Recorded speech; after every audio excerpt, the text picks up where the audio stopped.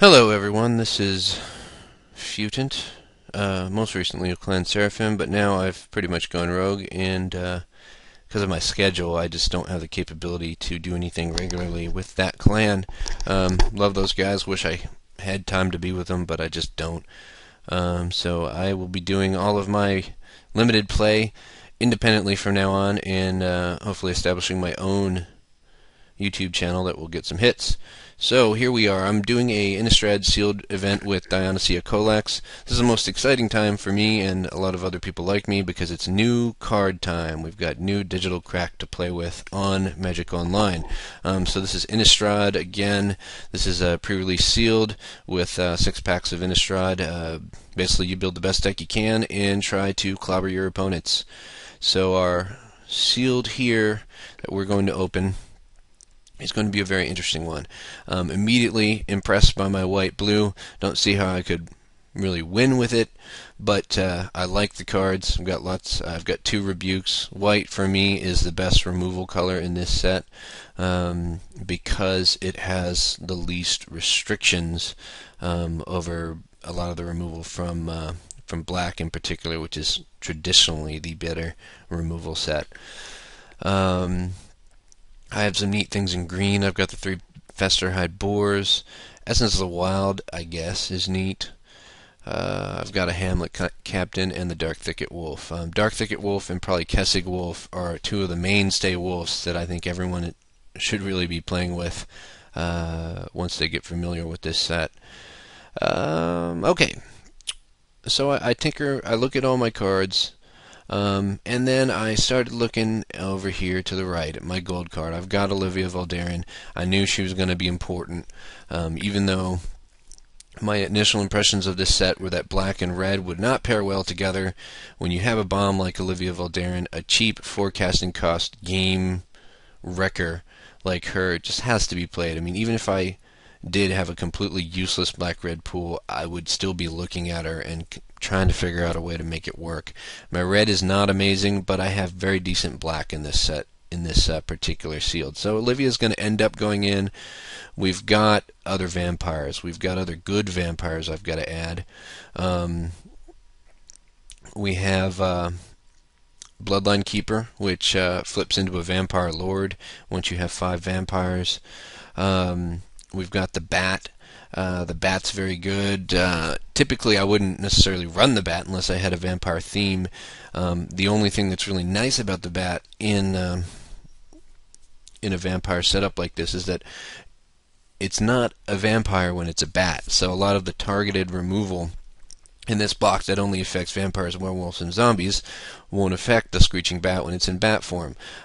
Usually you're going to want to keep this guy as a 2/2 flyer, but every once in a while having an extra 5/5 vampire on the ground will be worthwhile. But I found that most of the time that particular card leads you to spend an enormous amount of mana for a 5/5. I mean, basically, if you cast the Bat and then flip it the next turn, you're paying a grand total of 7 mana, which, I mean, 7 mana for a 5/5 is okay, but really you'd want a 5/5 that did something different.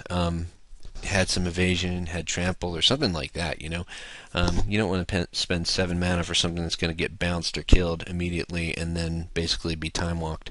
I've got other decent cards. I've got the Fen Snake, the Falconwrath Noble, the Markov Patrician's okay. I mean, especially when we're running vampires already, we may as well put this other guy in there. Night Terrors I like. It allows you to get exactly what is in your opponent's hand that you're afraid of most and get rid of that card. And not only that, but since this is a set that likes the graveyard so much, you're exiling the card that you choose.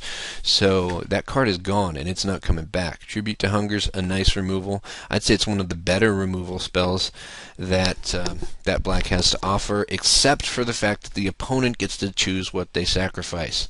This is not a big deal when they've only got 1 or 2 creatures and they're gonna lose something they really need each time. But when they've got 5, and with this being a token-heavy deck somewhat, Tribute to Hunger is not going to make as big a difference as you may as you may think, but still a great limited card, and it is removal. Reaper from the Abyss, I add him into my deck, and he ends up being one of the cards that I never really get to play. I mean, there are plenty of games where I've got him in hand, and I'm keeping him for that scenario where things are going to go terribly wrong, possibly. But with this particular build, the rest of the cards in this deck were so strong that I didn't even need this guy, and probably would have been better off not even running him. Playing something that I more likely would want to have out and play. I end up running the Disciple of Giselbrand, mostly kind of as an experiment. I figured it would be useful. I expected with this block to have lots of sort of stalemate games, and having an effect like Disciple of Giselbrand on the stick means that if your opponents do cast some removal or something really, really screwy on you, you can sack your guys in response and get some sort of gain out of it. Other cards like that were really nice tend to be very good cards to have. You know, they're not gonna make you win the game, but they're gonna give you more time. And one of the strategies I decided to go with this build was, if I can keep the game going as long as I need to, I can get to my Bloodline Keeper, I can get to Olivia. Once either of those things hits the table, it becomes highly unlikely that I'm going to be losing anytime soon. I'm tinkering here with white being an option for my build. Didn't end up happening.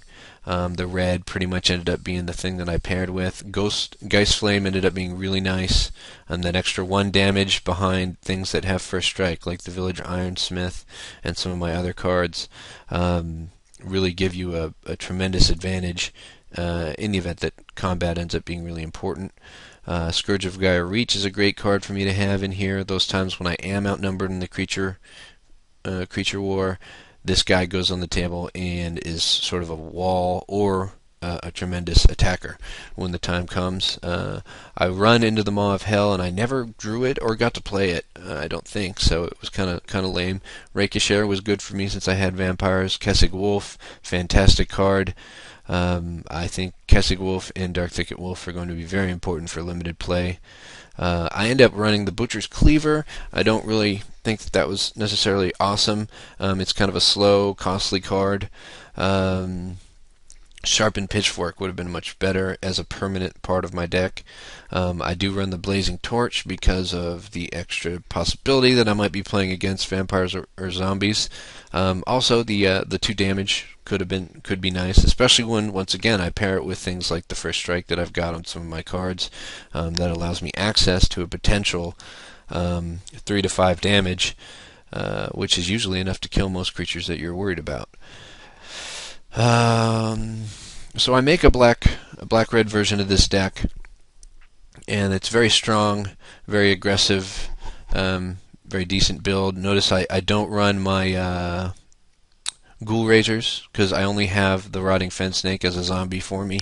You know, Rotting Fence Snake is a zombie you would love to get back, but for all the times that I would draw a Ghoul Raiser when all it would do was serve as a 2/2 that didn't do anything remarkable with the rest of my cards, made it to where I wouldn't play that guy just for the off chance that I had an endless cycle of Ghoul Raisers that I could just continually jump block with and do that sort of thing with.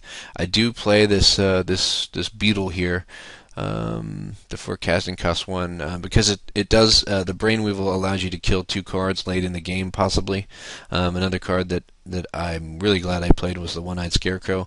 It's not going to keep a flying deck from killing you, but it's going to slow it down. And one of the strategies I know that I'm going to play with this deck is when I don't get on the table first and start wailing away at the opponent, I'm going to want the game to go as slow as possible, because slow as possible means I'm closer to getting Olivia Voldaren, and I'm closer to getting my Bloodline Keeper, or something just terribly nasty that's going to win the game.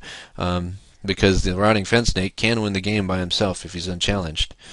Pretty much all the cards here that I have are decent enough to be able to get me to a win if I need to.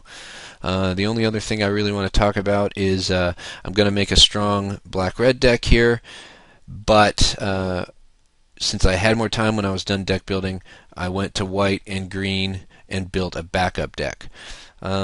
Most of the time, you don't really need your backup deck, but for that rare occasion where your vampire heavy deck gets boarded against, and by the time you get to round 3, your opponent has, 3 to 5 cards in their deck that are specifically tailored to your deck that may not work against another deck you have.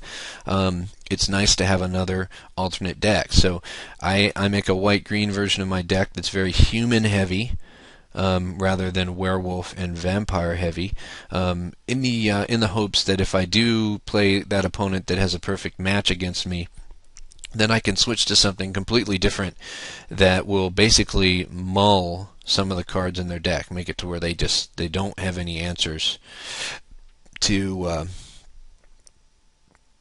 that particular change. Because I have very good white and green cards, but nothing that really ensured that the late game would go well. So really the red-black version of this deck is the strongest version. I don't remember if I ever actually switched into the white-green, but I still made it because I had the time, and it's good exercise to make your strong deck and then have a backup deck, just to see what else. There have actually been times where I've had my main deck and I've made my backup deck and realized that my backup deck was the better deck to run, and it's led to good things. So I'm not going to show you the building of that white-green deck because it's really kind of pointless. It's not the deck that I ended up playing with. You may see a game where I switch into that though, so we may reference that a little bit later. But for now, we're going to kill this video and skip to the play video after a short break.